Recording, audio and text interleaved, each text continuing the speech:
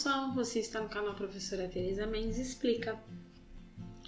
Na aula de hoje nós vamos falar um pouquinho sobre órgãos vegetais. Então eu vou colocar para vocês exemplos dos órgãos vegetais, as suas especificações e as suas funções. Uma aula básica sobre esse tema. Antes de começar, vou lembrar você de não se esquecer de se inscrever no nosso canal, ativar o sininho de notificação para não perder nenhum conteúdo novo e, é claro, compartilhar as nossas aulas no nosso canal para que a gente possa continuar produzindo cada vez mais e mais vídeos interessantes e ajudando aí vocês a estudarem esses conteúdos, tá bom?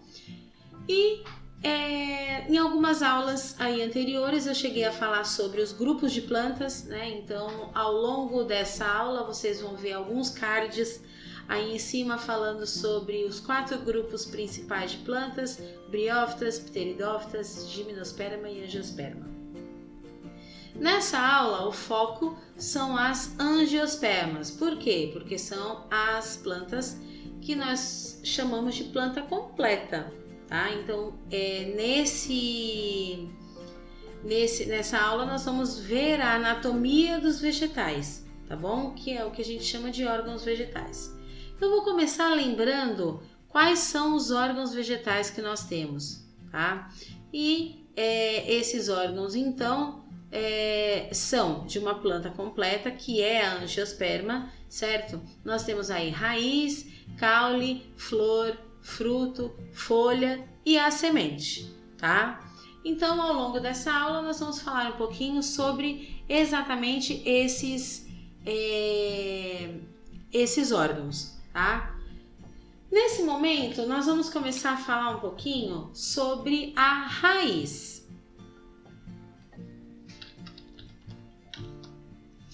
A raiz, ela tem a função, tá, de fixar e absorver os nutrientes. Então, ela fixa a planta, tá?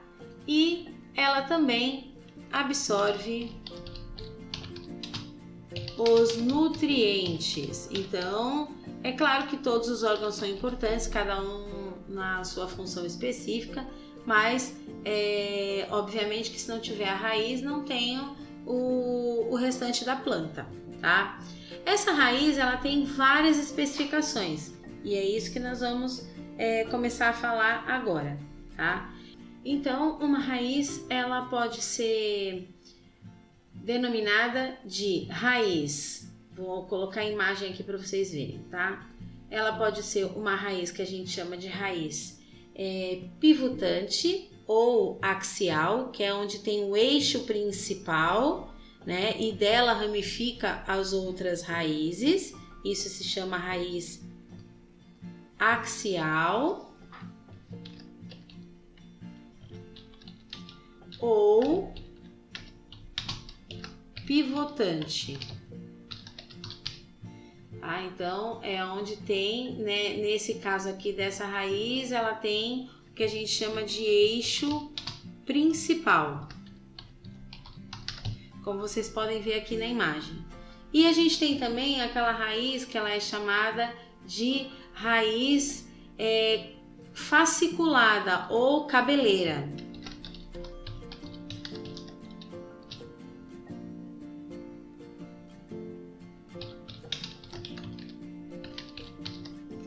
Essa raiz fasciculada ou cabeleira, ela tem o contexto, né, da seguinte forma: da planta sai várias raízes, né, diferente aqui que tem o eixo principal para depois sair as raízes secundárias, tá bom? Vou deixar essa imagem aqui para a gente observar depois, tá bom? Agora nós vamos falar um pouquinho sobre as adaptações e os tipos, né? Tá? Então, vou começar lá falando sobre as raízes que a gente chama de raízes tuberosas. As raízes tuberosas são aquelas que acumulam amido, né? Acumulam nutrientes. Então, por isso ela é chamada de raiz tuberosa, tá? nós temos as raízes chamadas raízes aéreas.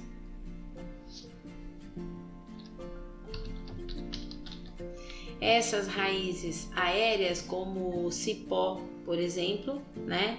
Ele acaba ocupando aí o ambiente, são raízes que saem para fora da terra e ficam para cima, né? Então o cipó aí é um exemplo desse tipo de raiz. Nós temos uma raiz também chamada adventícia. Essa raiz adventícia é uma raiz que tem predominantemente no mangue, ó, deixa eu mostrar aqui para vocês. É uma raiz onde eu tenho para fora da terra alguns gomos, né, alguns ramos para fazer essa fixação, uma vez que o solo ele é um solo mais maleável, né? Então ela precisa dessa raiz adventícia para se prender no solo, tá? Aí nós temos também as raízes que nós chamamos de raízes sugadoras. Essas raízes sugadoras são raízes que ficam geralmente em tronco, como a erva de passarinho, por exemplo, ela fica em tronco de árvores, né? E aí ela suga os nutrientes desse tronco, tá?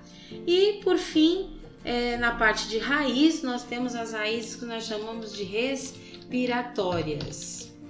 São raízes que ficam geralmente no mangue, né? Então elas ficam para fora da água, porque o mangue ele tem um solo muito rico em matéria orgânica e isso faz com que a planta tenha dificuldade de absorver os nutrientes e também de absorver principalmente os gases. Então, nesse sentido, ele fica para fora do solo, né? Geralmente é um solo lodoso, e aí faz com que esse organismo consiga então sugar os nutrientes necessários, certo? Então, esse aqui é sobre as raízes. Agora, nós vamos falar um pouquinho sobre o caule, tá? Então, nós temos aí o caule. A função principal do caule é sustentar a planta e também, claro, não podemos esquecer que é através do caule que ocorre a condução da seiva. Sempre bom lembrar aí as seivas que nós temos, né? Nós temos aí a seiva bruta, que é composta de água e sais minerais.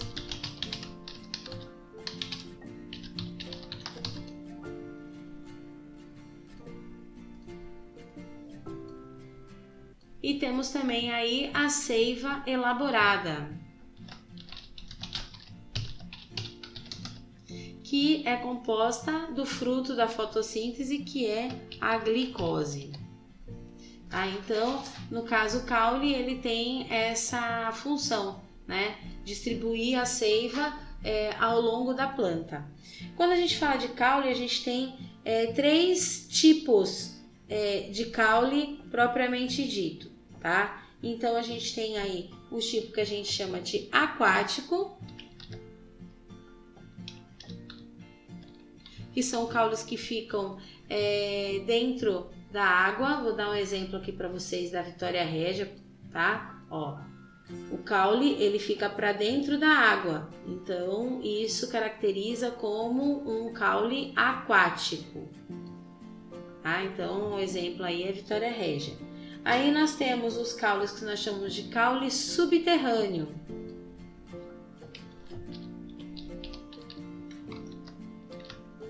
Obviamente, o caule subterrâneo ele fica para dentro da terra, tá? E nós temos os caules que nós chamamos de caule aéreo, que é o mais comum, né?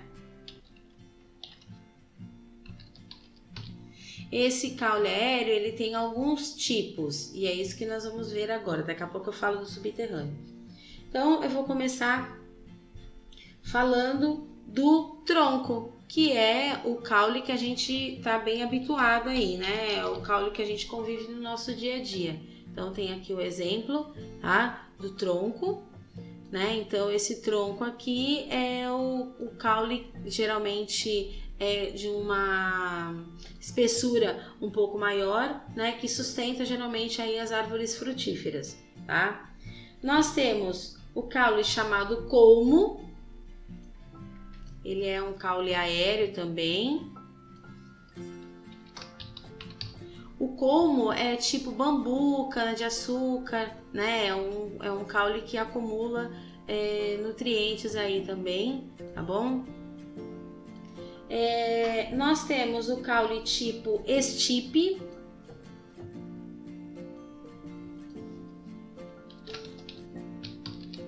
Esse caule tipo estipe é da palmeira, do coqueiro, tá? Então é um caule que ele é meio segmentado e fino, mas ele é bem resistente. Então a gente pode até falar que ele meio que dá uma balançada, mas ele não enverga, né? Porque é um caule bem resistente aí, tá?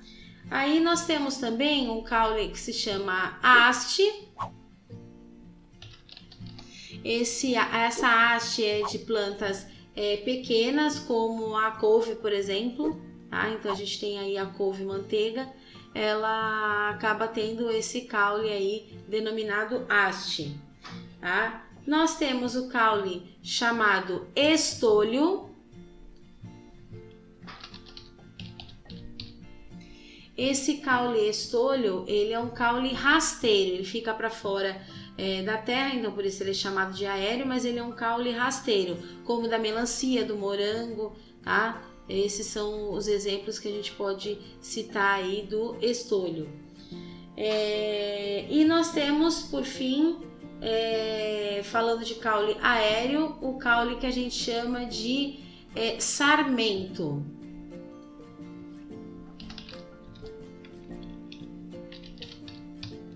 Esse caule é um caule que geralmente ele fica rasteiro, mas não é um caule fino, ele já é um caule mais grosso, né? Então ele é chamado de sarmento, que a gente pode citar como exemplo chuchu, abobrinha, tá? Então geralmente essas plantas têm esse tipo de caule. E aí, falando do caule subterrâneo, nós temos 3 tipos. Nós temos aí o rizoma, que a gente pode citar como exemplo a batata, né? Geralmente a batata inglesa, ela é muito caracterizada aí dentro do rizoma, tá? Nós temos o caule chamado tubérculo, que esse todo mundo conhece porque é comestível.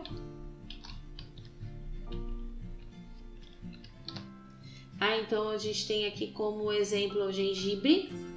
O gengibre é um tubérculo.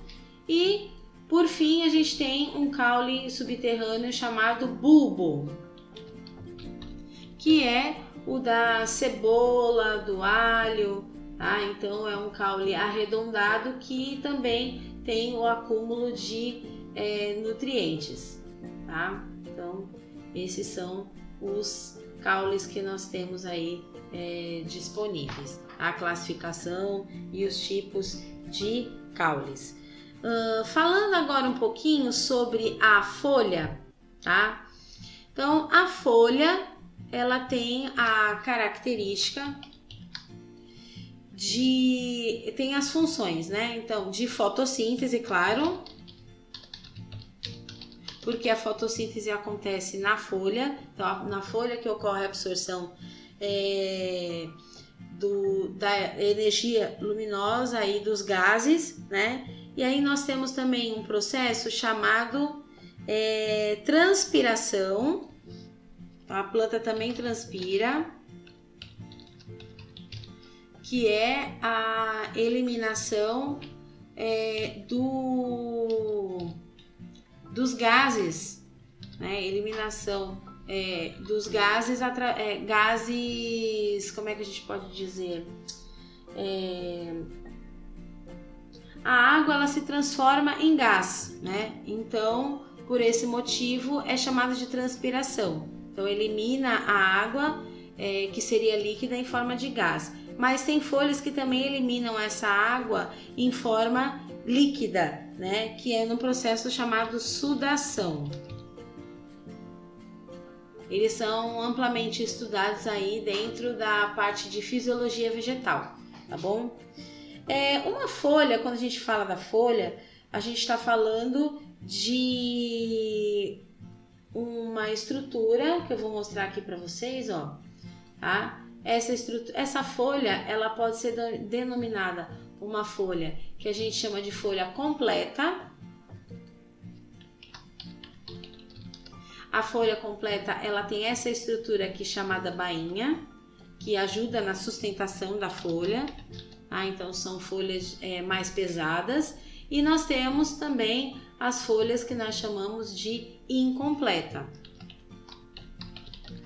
Essa folha incompleta é que ela não tem a bainha. Então são folhas mais leves, menores, tá? Além disso, nós temos algumas adaptações dessas folhas, né? Porque depende muito da espécie. Cada espécie tem a sua adaptação aí necessária para a sobrevivência no ambiente terrestre. Então, a primeira adaptação que eu vou falar para vocês são as brácteas.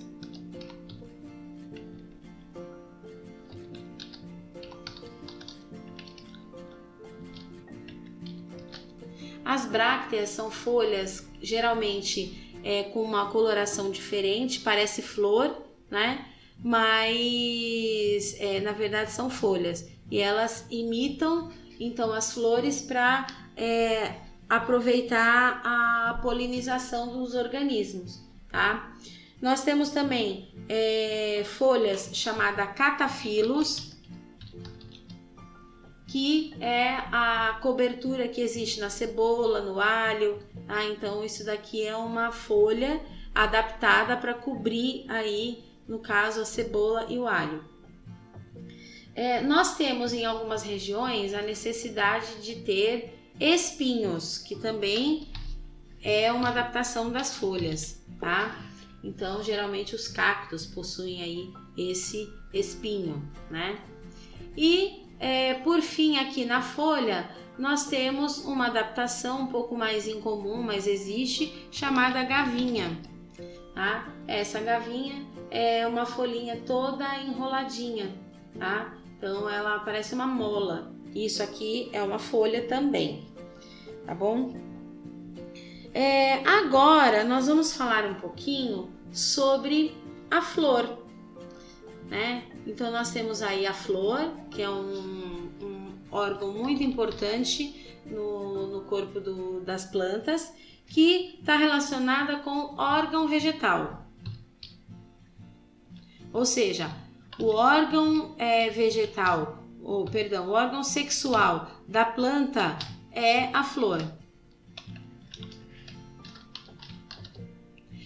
Então esse órgão ele é muito importante, uma vez que ele vai fazer a função de ter aí um novo ser, né? E da flor a gente pode falar que tem algumas flores que fazem o processo que a gente chama de inflorescência. Inflorescência nada mais é do que várias flores no mesmo raminho, tá? Então isso é chamado de inflorescência.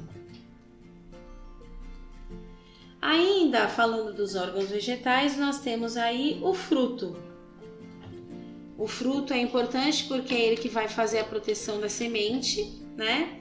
Então a função principal dele é essa: proteger aí a semente. Então é bem importante essa proteção para a semente, porque a semente é o que carrega o embrião, né? Então, em relação ao fruto, nós temos também o que a gente chama de infrutescência, que é vários frutinhos, né, que a gente chama de frutículos juntos, tá? Então é a frutescência. Então tem aqui o abacaxi, por exemplo, cada bolinha do abacaxi é um frutículo e aí eles formam o que a gente chama de infrutescência, tá? E falando do fruto, nós temos dois tipos de fruto. Temos os frutos que chamam de frutos carnosos, que é aquele que a gente costuma se alimentar, né? Então são geralmente maçã, laranja, kiwi, uva, enfim. Aliás, a uva também é uma infrutescência, né?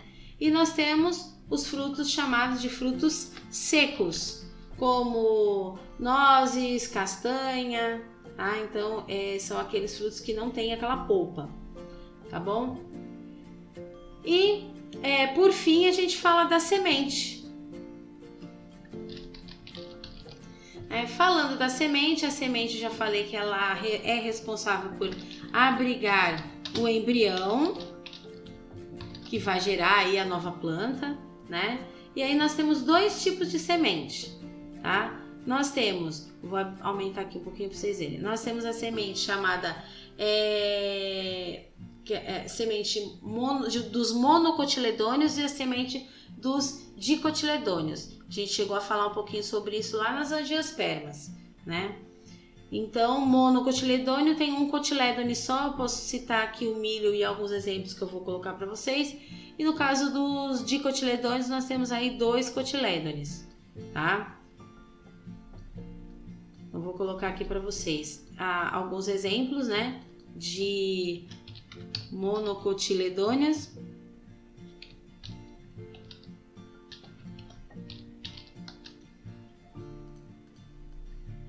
Então, em relação às monocotiledôneas, nós temos aqui alguns exemplos, vou aumentar aqui para vocês verem, ó. A gente tem o capim, a cana, o milho, o arroz, tá? Então, esses são os exemplos aí das monocotiledôneas. E, como eu falei, nós temos também aí as dicotiledôneas.